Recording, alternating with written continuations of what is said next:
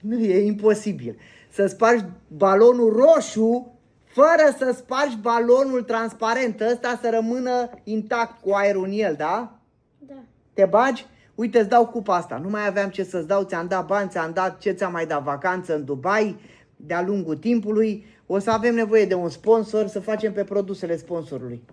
Zi, pe ce te bagi? Te bagi pe cupa asta. Îți dau cupa asta dacă spargi balonul roșu, da? Da. Cupa campionilor! Deci tu dacă faci asta, câștigi cupa campionilor. Sparge balonul. Te bagi sau nu te bagi? Da, mai bag. Haide, cum îl spargi? Te-ai gândit deja? Da. Ia să vedem dacă sparge balonul. Nu cred, Dumbledore, abracadabra, știe că e număr de magie. Băiatul, cred că n-ai luat bagheta corespunzătoare. Nu arunca așa, măi, dă-mi bagheta, te rog. Ia uitați-vă, fraților, bagheta lui Dumbledore.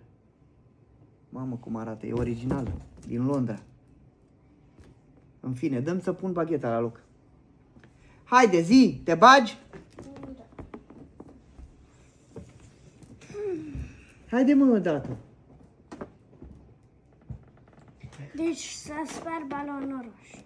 Da, fără să spargi balonul transparent.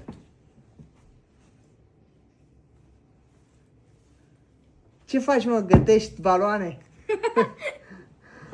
Prăjești? Îl mângâi? Îl mângâi și te rogi să... Îl mângâi și te rogi... Ce faci, mă, cu țeapa aia? Bă, îți vlași țepeși. Davide!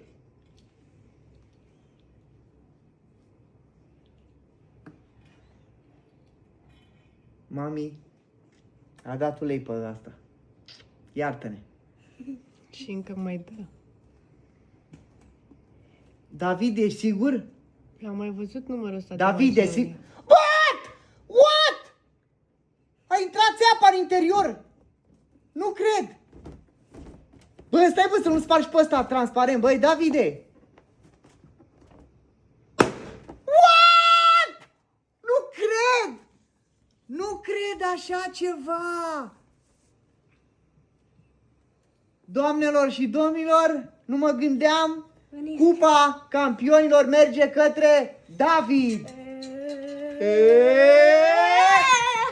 Eu am mai văzut numărul ăsta de magie undeva, mai ții minte? L-ai mai văzut?